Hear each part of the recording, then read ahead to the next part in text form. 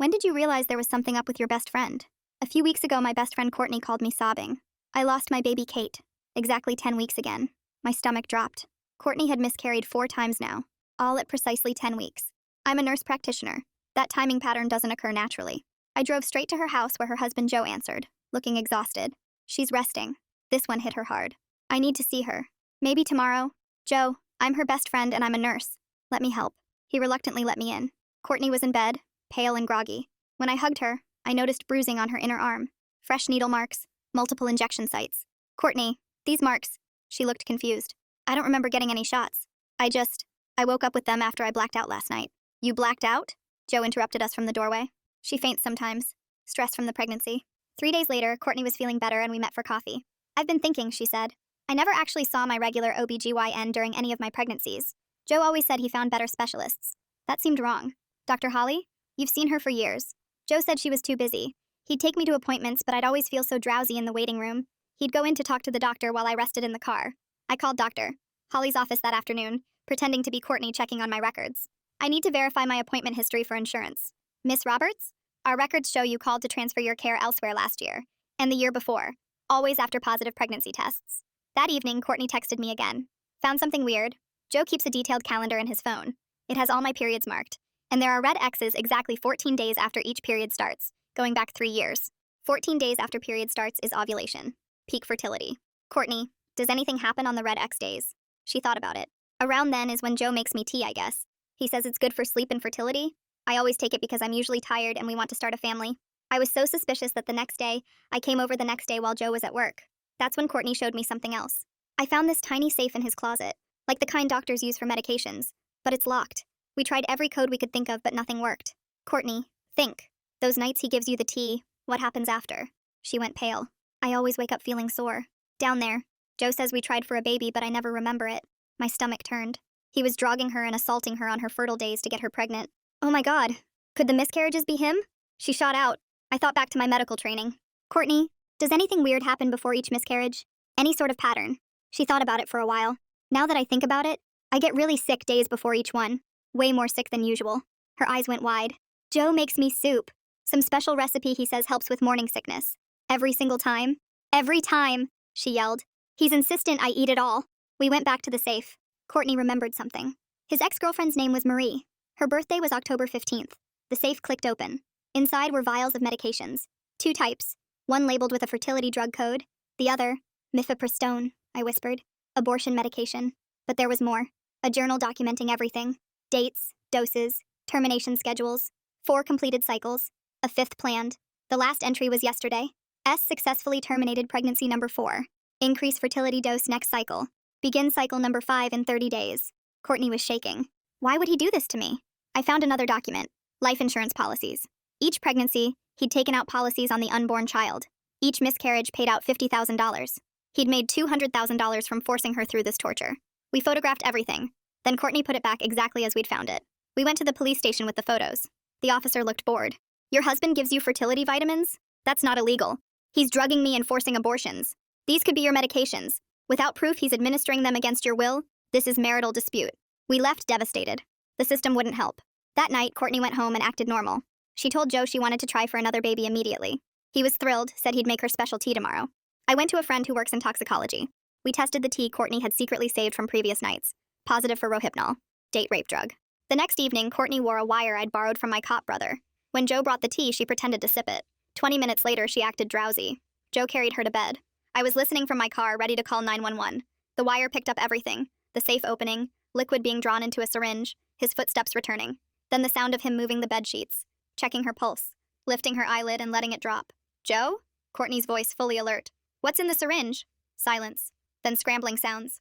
The wire picked up a crash and Courtney's scream, then Joe's voice saying something I couldn't make out through the static. I was already dialing 911 while jumping out of my car and running toward their house. My phone pressed to my ear as I told the dispatcher there was a domestic violence incident happening right now at the address. Through the wire, I heard another crash, definitely glass breaking this time, and Courtney yelling for Joe to get away from her.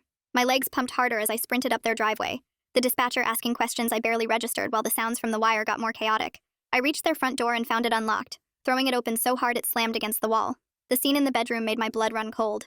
Courtney was backed into the corner by the dresser, holding her arm like it was hurt, while Joe stood between her and the bedroom door, blocking her only way out. He turned to look at me, and his face wasn't the friendly mask I'd known for years, but something cold and calculating that made every hair on my body stand up.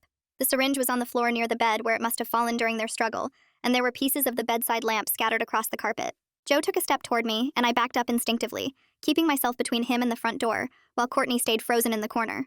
He opened his mouth like he was going to say something, but then we all heard the sirens getting closer, and his whole body went rigid. The police burst through the door less than a minute later, 3 officers with hands on their weapons telling everyone to stay where they were. They separated us immediately, one officer taking Joe to the living room, while another stayed with Courtney, and the third pulled me outside to the porch. Joe's voice carried from inside, all concerned husband now, telling the officers how Courtney had been having mental health problems since her latest miscarriage, and he was just trying to give her the medication her doctor prescribed. The officer with me looked skeptical when I tried to explain what was really happening, but then I remembered the wire and pulled out my phone. I played the recording for him, starting from when Joe brought the tea and Courtney pretended to drink it, through him carrying her unconscious body to bed, the sounds of the safe opening, liquid being drawn into a syringe, and then Courtney's alert voice asking what was in it. The officer's face changed completely as he listened, especially when he heard Joe checking if Courtney was unconscious before preparing the injection. He immediately called for his supervisor and went inside to talk to the other officers. I could see through the window as Courtney showed them the syringe on the bedroom floor, which they carefully picked up with gloves and put in an evidence bag. She was shaking, but her voice was steady as she explained about the drugged tea and how this was the 4th time she'd miscarried at exactly 10 weeks. Joe kept trying to interrupt, calling her delusional and saying she was making things up, but the officers weren't buying it anymore. The supervisor arrived within 15 minutes, an older woman who listened to the recording herself, and then looked at the evidence bag with the syringe. She asked Courtney a few questions about the bruises on her arms and the needle marks, then turned to Joe and told him he was under arrest for assault. The change in Joe was instant and terrifying. The mask dropped completely, and he went totally silent, his eyes flat and emotionless as they read him his rights and put the handcuffs on. He didn't say another word as they led him to the patrol car, just stared at Courtney with this look that made me move protectively closer to her. At the police station, they put Courtney and me in a small interview room where we spent the next 3 hours going through everything we'd discovered. The detective taking our report started out looking bored, like he'd heard it all before. But as we laid out the evidence, his pen started moving faster across his notepad. The wire recording was the key, along with the photos we'd taken of the safe contents, and Joe's journal documenting his termination schedules for each pregnancy. We showed him the calendar screenshots with the red X marks on Courtney's fertile days, the life insurance policies on each unborn child, and the test results showing rohypnol in the tea. By the time we finished, the detective was calling in other officers and making phone calls to the district attorney's office. They released Joe on bail the next morning, which made both Courtney and me sick with fear. The detective assured us there would be conditions, that Joe couldn't come near Courtney or contact her, but we both knew how useless a piece of paper was against someone that calculating.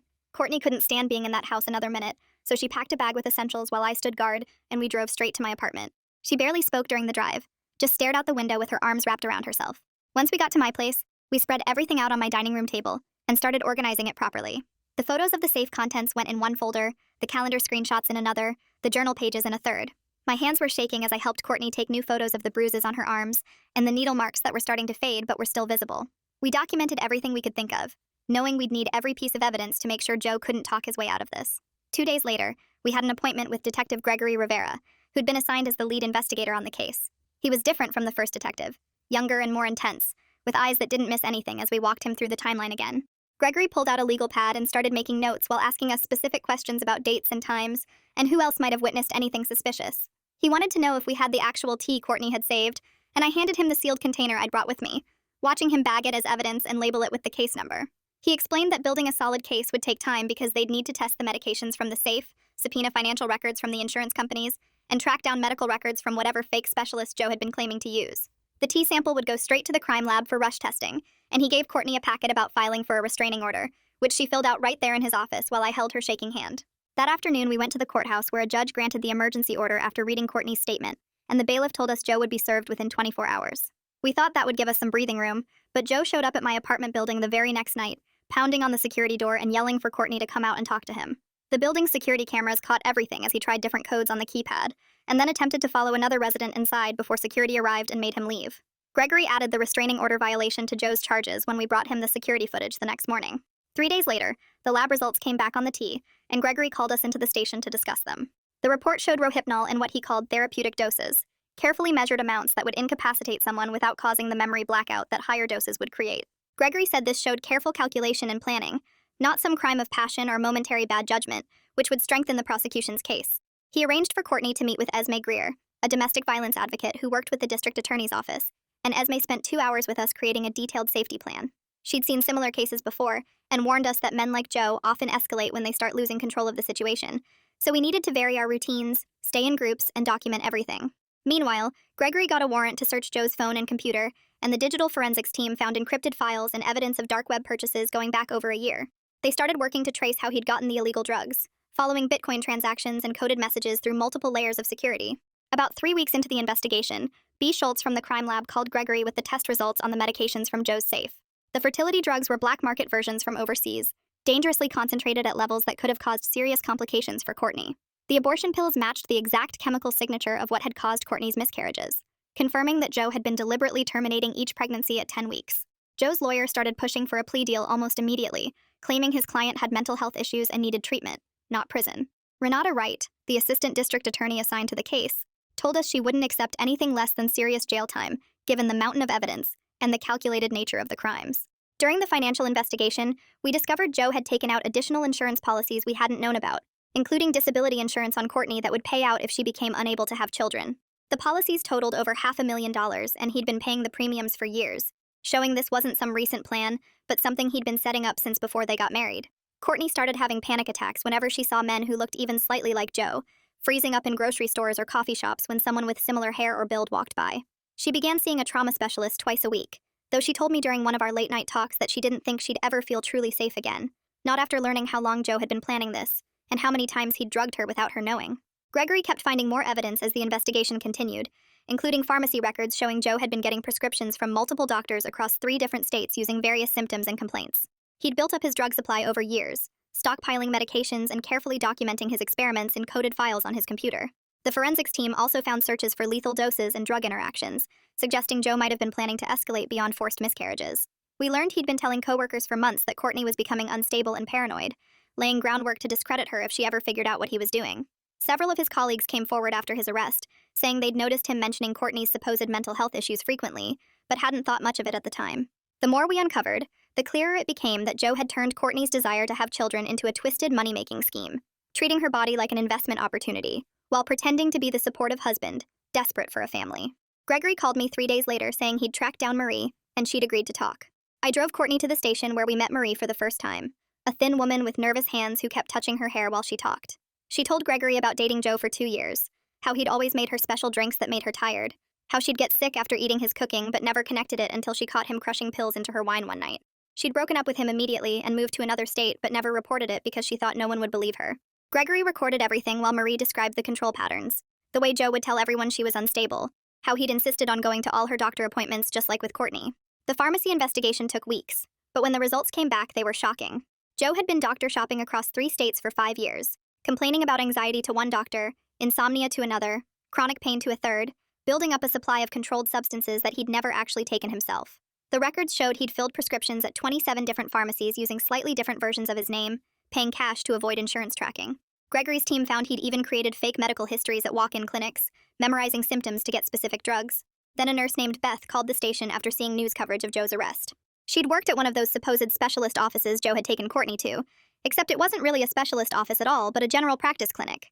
Beth remembered Joe because he'd insisted on being in the exam room during what he claimed were his wife's appointments, but there was never any actual patient, just Joe talking to the doctor while supposedly his wife waited in the car. She'd thought it was strange enough to mention to her supervisor, but nothing came of it. Renata spent hours with us going through all the evidence, building her case piece by piece. She explained that the repeated forced miscarriages weren't just assault but attempted murder because the drugs Joe used could have killed Courtney at any point. The doses he'd been giving her were already dangerous and getting stronger each time according to his journal. She showed us medical reports from experts who said Courtney was lucky to be alive after 4 cycles of those medications. Renata kept finding more charges to add as new evidence came in. Then Joe's parents showed up with a whole team of expensive lawyers who immediately started attacking Courtney's credibility. They filed motions claiming she was making everything up for attention and money, that she had a history of mental illness Joe had never mentioned, that the whole thing was an elaborate scheme to get divorced and take his money. They even suggested Courtney had drugged herself and planted the evidence. It made me so angry I wanted to scream at them in court, but Renata told us to stay calm and let the evidence speak. That's when we discovered Joe had been laying groundwork for this defense for months. His coworkers started coming forward after seeing the news, telling Gregory that Joe had been talking about Courtney's supposed mental problems since last year.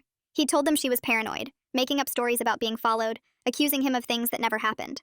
One coworker said Joe had seemed genuinely worried about his wife's mental state, even asking for recommendations for psychiatrists. Another said Joe had mentioned Courtney might hurt herself, and he was scared to leave her alone. It was all lies, but Joe had been so convincing that several coworkers had offered to testify as character witnesses for him before learning the truth. The financial investigation revealed even worse plans. Joe had been moving money to offshore accounts for 2 years, small amounts that wouldn't trigger reports, but adding up to almost $300,000. The investigators found evidence he'd been researching countries without extradition treaties, looking at property listings in Southeast Asia, even learning basic phrases in Thai and Vietnamese. He'd never planned to stay with Courtney long term, just use her for the insurance money then disappear. The preliminary hearing was brutal to watch. Courtney had to sit in the same room as Joe while she identified each medication from the safe, explaining what she remembered about taking them without knowing what they were. She broke down describing how she'd wake up sore and confused, how Joe would tell her they'd been intimate but she never remembered it, how she'd trusted him completely because he was her husband. Even the judge looked disturbed when Courtney described the physical pain of the miscarriages, not knowing they were being caused by someone who claimed to love her. Joe's defense team tried everything to get the wire recording thrown out. They argued it was obtained illegally, that I'd coerced Courtney into wearing it, that Joe had an expectation of privacy in his own home. The judge listened to their arguments for hours, then ruled the recording was admissible because Courtney had consented to wear the wire, and she had every right to record in her own bedroom. The defense lawyers looked furious but couldn't argue with the judge's reasoning. The worst discovery came when Gregory's team analyzed Joe's computer more thoroughly. They found he'd been researching lethal doses of the abortion medication, looking up how much would cause hemorrhaging versus how much would be fatal. His search history showed he'd been calculating Courtney's weight and adjusting doses, planning to increase them for the 5th cycle. Gregory told us Joe had probably been planning to kill Courtney and make it look like a pregnancy complication, collecting both the baby's life insurance and hers. Courtney's parents flew in 2 days later from Ohio after I called them with the full story. Her mom kept crying and saying she should have known something was wrong when Joe always insisted on handling everything medical himself. Her dad just sat there with his fists clenched while looking at the photos we'd taken of the safe contents. They moved into a hotel near my apartment to be close to Courtney, who was still staying with me. The local news somehow got wind of the story and started calling it the worst case of reproductive coercion in state history. Reporters kept showing up at my apartment building trying to get interviews, but Courtney couldn't handle talking to them. Gregory had to station an officer outside to keep the media away while we tried to figure out our next steps. 3 other women reached out to the prosecutor's office after seeing the news coverage. One said her ex-boyfriend had done something similar with fertility drugs, but she'd never been able to prove it. Another woman from 2 states over said she'd lost 5 pregnancies at exactly the same timing and was now wondering if her husband was involved. The third was Joe's college girlfriend, who said he'd always been obsessed with pregnancy and insurance money even back then. Renata called us with updates every few days as more evidence came in. Joe's lawyer was trying to build an insanity defense and requested a full psychiatric evaluation. The psychiatrist spent 6 hours with Joe over 2 sessions and concluded he showed narcissistic personality traits but was completely sane and aware of his actions. He knew exactly what he was doing and why, which made the insanity defense impossible. Renata offered Joe a plea deal of 15 years in prison if he'd admit to everything and save Courtney from having to testify. Joe turned it down flat and told his lawyer he could convince any jury that Courtney was making it all up for attention. His arrogance was so extreme that even his own lawyer seemed frustrated during the meetings, Gregory observed. During the discovery process, Gregory's team found something even worse in Joe's computer files. He had journal entries going back 5 years before he even met Courtney, where he'd planned out exactly how to execute this scheme. He'd researched which drugs to use and at what doses, and how to time everything for maximum insurance payouts. He'd even calculated how many cycles he could put someone through before it would kill them.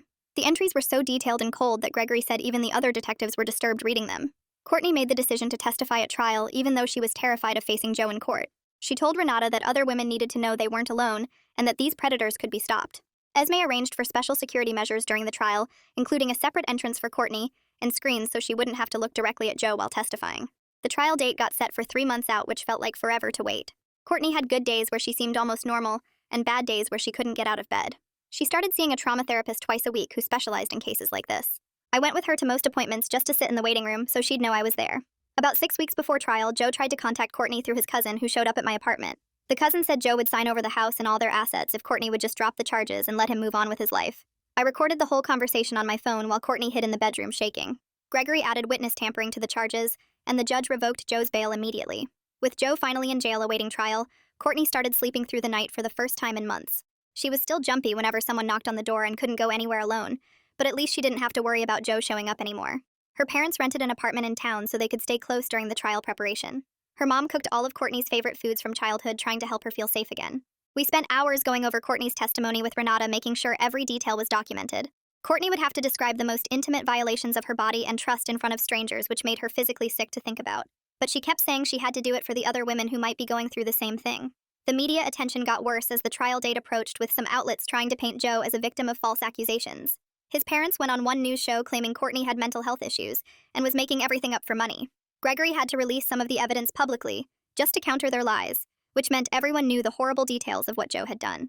Courtney stopped leaving the apartment at all because people recognized her from the news coverage. Some were supportive, but others would stare or whisper, which made her feel exposed and vulnerable all over again. I took a leave of absence from work to stay with her full-time as the trial got closer. Trial day finally came and the courthouse was packed with reporters trying to get photos of us walking in. Esme had arranged for us to enter through a side door with security guards blocking the cameras while Courtney gripped my hand, so tight I thought she might break my fingers.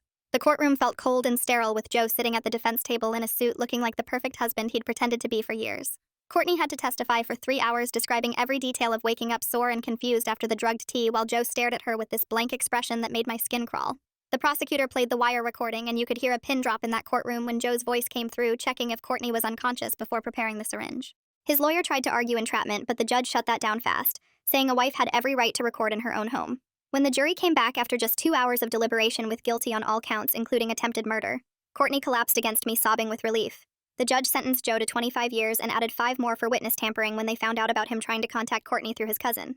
After it was all over, I took time off work to help Courtney move into a new apartment across town where Joe's family wouldn't know the address. We spent weeks installing security cameras and new locks and setting up routines that made her feel safe, like always parking in well-lit spots and having neighbors check in if they didn't see her for a day. 6 months passed, and Courtney was doing so much better with therapy twice a week in a support group for domestic violence survivors. She even started seeing someone new, this guy from her therapy group whose ex-wife had done similar things with poisoning his food to make him sick. They took things super slow, and he understood when she needed space or got triggered by certain things like someone bringing her tea without her asking. The foundation she started with some of the restitution money was already helping dozens of women get out of bad situations and find lawyers who would actually listen to them. She turned all that pain into something that could help others, though she still had days where she couldn't get out of bed, and that was okay too. I went back to work but started asking different questions during patient exams and caught 3 cases of abuse I might have missed before, including one woman whose husband was messing with her birth control pills. Courtney and I met up every month for dinner where we could talk about everything without judgment, and she said having someone who saw it all happen made her feel less crazy when the trauma tried to convince her it wasn't that bad. Joe filed an appeal claiming ineffective counsel, but the appeals court denied it, saying the evidence was overwhelming, and his lawyer had done everything possible with an impossible case. A year after everything started, Courtney decided she wanted to be a mom, but on her own terms, so she started the adoption process. The agency was amazing and understood her situation and didn't judge her for what she'd been through. She got matched with this 4-year-old girl named Cora, whose birth parents had lost custody due to neglect, and who needed someone patient and understanding. Watching Courtney with Cora was beautiful because she was so gentle and never pushed when Cora needed space, and they built trust slowly with art therapy and baking cookies together. The adoption finalized on this sunny Tuesday morning with me and Courtney's parents and Esme all there in the judge's chambers cheering when he signed the papers. Courtney held Cora and cried happy tears, and Cora, who usually didn't like being touched much, wrapped her little arms around Courtney's neck and whispered something that made Courtney cry even harder. 2 years went by, and Cora was doing amazing in their little house with a garden where they grew tomatoes and had tea parties with stuffed animals instead of real tea, which Courtney still couldn't drink. They had Friday movie nights and Saturday library trips and Sunday pancakes that Cora helped make while standing on a stool to reach the counter. Cora started calling Courtney Mama after 6 months and slept through the night without nightmares more often than not, and even made friends at her new school. The house was full of Cora's artwork and photos from their adventures to the zoo and the beach and the mountains where they went camping in a cabin, not a tent, because Courtney wanted solid doors between them and the outside world. Joe was serving his time in a prison 3 states away and would be in his 60s when he got out if he even lived that long, since apparently other inmates didn't like men who hurt women and kids. Courtney's foundation had grown into this whole network with chapters in 5 cities, and she testified at the state legislature about reproductive coercion, which helped pass a new law making it a specific crime. Sometimes I watched her at these events speaking to rooms full of people about recognizing the signs and getting help, and I couldn't believe this was the same woman who'd been so broken just 2 years ago. She wasn't the same person really, because trauma changes you, but she'd built something new and strong from the pieces, and that was its own kind of beautiful. One Thursday at the foundation office, Courtney was working with a new client when I stopped by to drop off lunch, and noticed how she kept glancing at this woman who was filling out intake forms in the waiting area. The woman had that same haunted look we'd seen so many times, but there was something else too, a quiet strength that reminded me of Courtney after she'd started healing. They ended up talking for 3 hours that first meeting, and then the woman started coming to the support group Courtney ran on Wednesdays, and pretty soon they were getting coffee after meetings and texting constantly. Cora loved her immediately, which was huge since Cora was still careful about new people, and would actually run up and hug this woman whenever she came over. 6 months passed, and I watched them build something real and solid with no rushing and lots of patience and understanding about triggers and bad days. The woman moved in after a year, and they turned the spare bedroom into her art studio, where she painted these abstract pieces that somehow captured healing without being cheesy about it. They got married the next spring in Courtney's backyard, with just 20 people there, and Cora wore this purple dress she'd picked out herself and threw flower petals everywhere, including on the cake, which made everyone laugh. The ceremony lasted maybe 10 minutes, and then we all ate barbecue and danced to music from someone's phone hooked up to speakers. By then, the foundation had chapters in 12 cities, and Courtney was flying to DC to testify before Congress about reproductive coercion laws and getting calls from prosecutors asking her to be an expert witness. I went with her to this huge conference in Chicago where she spoke to 800 people about recognizing control patterns, and the whole room was silent except for some crying. She wore this blue suit and stood at that podium like she'd been doing it her whole life, even though I knew she'd thrown up from nerves right before going on stage. The transformation was incredible to watch because this was someone who'd been so broken she couldn't get out of bed, and now she was changing laws and saving lives. Time kept moving, and they adopted another kid, a 7-year-old boy who'd been in foster care since he was 3 and had his own trauma to work through. Their house turned into this chaotic, wonderful place with art supplies everywhere, and 2 dogs they'd rescued, and a vegetable garden that the kids helped tend. We still met for coffee every Thursday morning at the same place we'd been going for years, and now we talked about normal stuff like how Cora was doing in the school, and whether they should get chickens and where to go for summer vacation. The trauma was still there underneath everything, but it didn't control our conversations anymore, and sometimes we'd go weeks without mentioning Joe or the trial or any of it. At Courtney's 40th birthday party, her backyard was full of people she'd helped and friends from the foundation, and her parents who'd moved closer to help with the kids. She pulled me aside while everyone was eating cake and hugged me tight and thanked me for believing her that first day when she showed me those marks on her arm. I reminded her that she was the one who had the courage to fight back and gather evidence and face him in court when it would have been easier to run. Later that night, I watched her dancing with Cora and her son to some pop song I didn't recognize, and her partner was taking pictures and laughing at their terrible dance moves. The fairy lights they'd strung up made everything glow, and Courtney was spinning Cora around while her son did some kind of robot dance that made no sense with the music. She caught my eye and smiled this huge, real smile that reached her eyes in a way I hadn't seen in those dark early days. Here was someone who'd been systematically tortured and broken down to nothing, but she'd rebuilt herself into something even stronger than before. Every single day, she chose to get up and make breakfast and help with homework and run the foundation, and love her family was another victory over what Joe tried to do to her. He'd wanted to destroy her for money, but instead she'd built this whole life full of meaning and purpose and joy that had nothing to do with him. Well, folks, that's it from me today. Thanks for sticking with me and letting me throw my thoughts and questions out there along the way. I really appreciate it. Like the video, it helps more than you think.